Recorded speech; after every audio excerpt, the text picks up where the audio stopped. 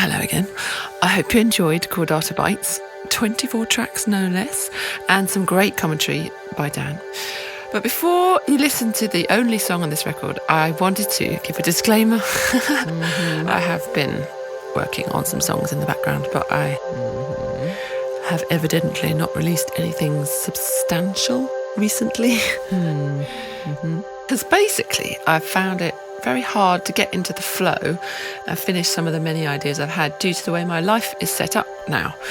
I've been really focusing on a few specific music tech-related projects over the past decade or so, not to mention the Harry Potter play and just kind of day-to-day family life as a mum. But I am shifting things about and closing in on how to balance my day-to-day better so I can get back to making and finishing songs that I know many of you have been hoping for ages that I would.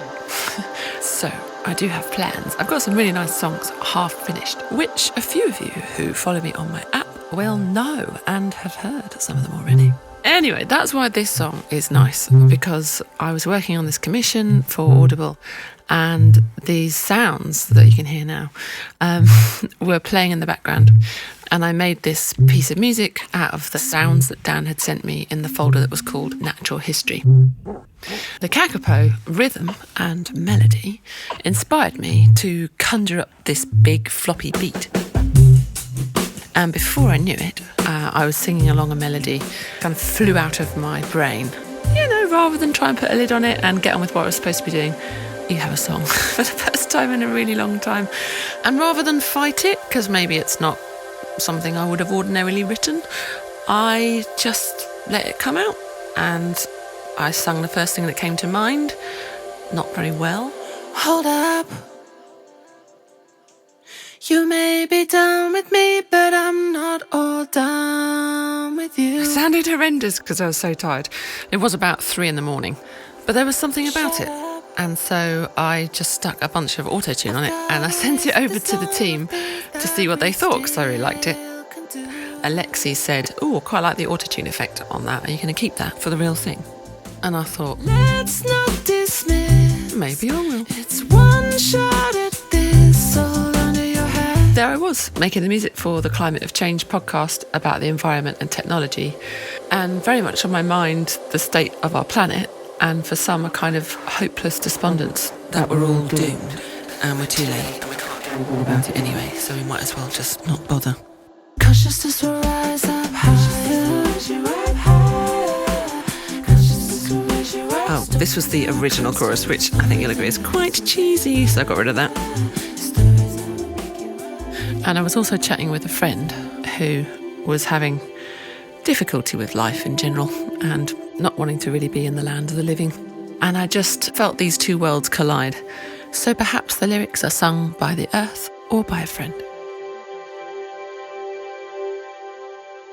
Anyway, I hope you like it. It's not like the new direction. The stuff that I am working on is not really like this, but it seemed a shame just to not let it have its day. So anyway, some of the money, about a third of the money from this track, if it makes any money, will go to saving the kakapos in New Zealand. There's a foundation there, so the money will go to them. So that's why it's called kakapo. Also because the sound of the kakapo started it, even though it's actually nothing to do with the kakapo itself. But I just thought, by calling it such a weird name, which kind of a bit sounds like poo, even though in Maori it does mean flightless parrot, funnily enough, because that's what it is. Not done very well. I think there's just about 200 left of them in the world. So yeah, maybe this song, if people are like, why is it called kakapo? They'll look it up and they'll maybe find this explainer. Or perhaps they'll find a bit more information out about them, and if they want to get involved, or they just want to take a moment to think about all the other creatures that are, you know, vanishing or in trouble, or just because they're cute. Like the koala. And at half speed. I'm being very cute here. Just grunting. And crying. Platypus. On the beat. The gibbon. And the same sound, just tuned down 4 octaves. This gibbon makes a very nice bass sound at the end of the song. But here is how we mostly hear Gibbon when Gibbon is accompanying the kakapo. Oh God, why did I start this? This is taking me absolutely forever to do. Are you actually going to go listen to the track and try and find all these sounds? Well, this is the chimpanzee that you hear in the choruses.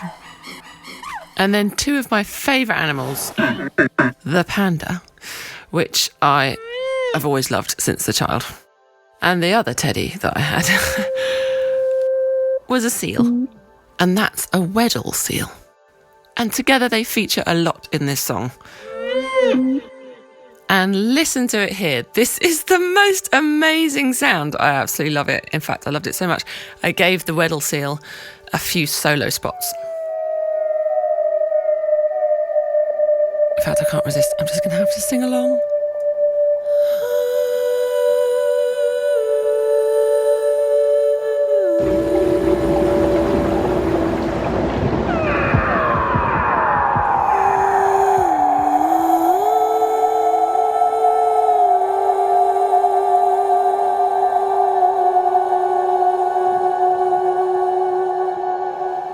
Oh, the Weddell seal. So this solo leads us into a bunch of other animals that we hear at the end of the song, including some lions calling or growling. Another one of my favourites, this is an elephant rumble. And here, just right at the end, the sound of coral reef clicking. There is also another human playing on this song. She calls herself the Pocket Queen, if you look her up on Instagram. That's how I discovered her amazing drumming skills. So I reached out and asked her if she'd like to play my song, and she said yes. And then she went and recorded really fat sounding drums in her studio and sent it back to me. Fit like a glove. In fact, she gave me such a massive long extra bit, I ended up making the song 2 whole minutes longer because I didn't want to waste a second of it. And actually what you can hear just before the kakapo leads us out with the original sample that inspired the whole track, you hear the Pocket Queen throwing her sticks on the floor at the end of the take. And I thought it'd be nice to keep it in. One last word, just to say a huge thank you to my really great friend Dan O'Neill, who sent me such amazing explanations about why he put the sounds in these folders for this project in the beginning. It was really inspiring, really, really great fun. And thanks again to all the guys at Audible and Story Hunter, and to Kate Blanchett and Danny Kennedy. And I almost forgot the Heap team, the best of the best, the envy of many. Thank you so much to them too. And to Scout, and to Pomzilla the kitten, who is currently sitting on my keyboard. All right, enjoy.